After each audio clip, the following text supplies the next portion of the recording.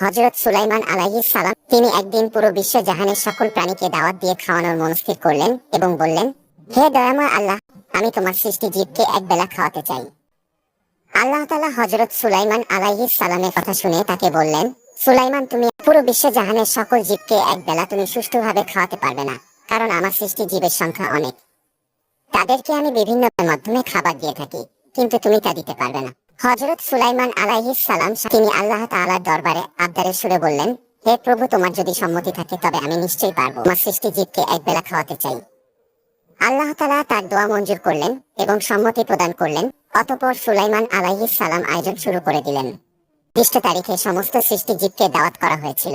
তারা একদিন পূর্বে ময়দানে জমায়েত হতে আরম্ভ করল। হযরত সুলাইমান আলাইহিস সালাম দাওয়াত দিয়েছেন, এই খুশিতে অনেকে 2-1 দিন না খেয়ে অধিক পরিমাণ খিদে নিয়ে এসে দাওয়াতে উপস্থিত হলো। হযরত সুলাইমান আলাইহিস সালাম ময়দানের পার্শ্ববর্তী সমুদ্রের উপরে শূন্যের মধ্যে বাতাসকে বলল, হে বাতাস, তুমি আমার সিংহাসন উঁচুতে শূন্যের মধ্যে ভাসিয়ে রাখো, যাতে সকল প্রাণী আমাকে দূর থেকে দেখতে পারে এবং আমি যথাযথভাবে সকল প্রাণীর মেহমানদারি করতে পারি।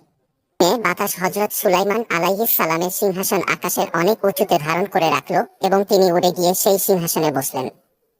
অতঃপর সর্বপ্রথম মেহমান হিসাবে সমুদ্র থেকে দানব আকৃতির এক তিনি এসে মাথা উত্তোলন করে বলল, হে আল্লাহর নবী, আপনার দাওয়াত পেয়ে আমি এখানে এসেছি। প্রতিদিন সকালে মহান রাব্বুল আলামিন সূর্যোদয়ের পূর্বে আমাকে খাবার দিয়ে থাকেন, কিন্তু আজ আমাকে বলেছেন যেন তার বান্দা সুলাইমানের কাছ থেকে আমি সেই খাবার খাই। অতএব ক্ষুধার খুব যন্ত্রণায় আছি, ইতিমধ্যে সূর্য উঠে পড়েছে, আমাকে খাবার দিন। হযরত সুলাইমান আলাইহিস সালাম বললেন, একটু থামো, আমার সকল মেহমানরা আসুক, সবাইকে একত্রে খাবার দিব। তখন মাছ বলল, ততক্ষণ আমার ধৈর্য থাকবে না, যদি এখনই আমাকে কিছু দেন তো খাই, আর নয়তো আমি খালি পেটে ফিরে যাব। হযরত সুলাইমান আলাইহিস সালাম ভেবে দেখলেন, এই মুহূর্তে মাছকে খাবার না দিলে সে হয়তো খালি পেটে চলে যাবে, তার চেয়ে আগে ভাগে খাবার দিয়ে বিদায় করে দেওয়াটাই ভালো।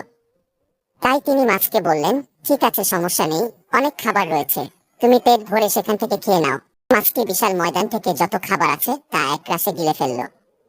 তারপর বলল, হে নবী সুলাইমান, আর কোথায় কি আছে দাও, আল্লাহ এরকম 3 গ্রাস খাবার প্রতিদিন আমাকে দিয়ে থাকেন।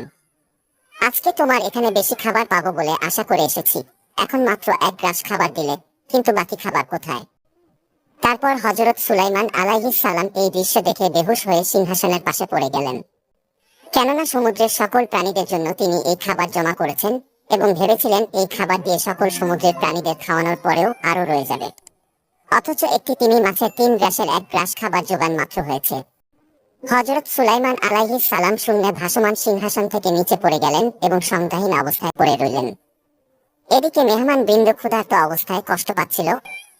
জ্ঞান ফিরে পাওয়ার পর তিনি সাথে সাথে সিজদায় পড়ে আল্লাহর দরবারে আরজ করলেন, হে দয়াময় আল্লাহ, আমি তোমার তরফ থেকে আসা নির্দেশনা উপেক্ষা করেছি, তার উপযুক্ত জবাব পেয়েছি, তুমি আমাকে অপরাধের জন্য ক্ষমা করে দাও।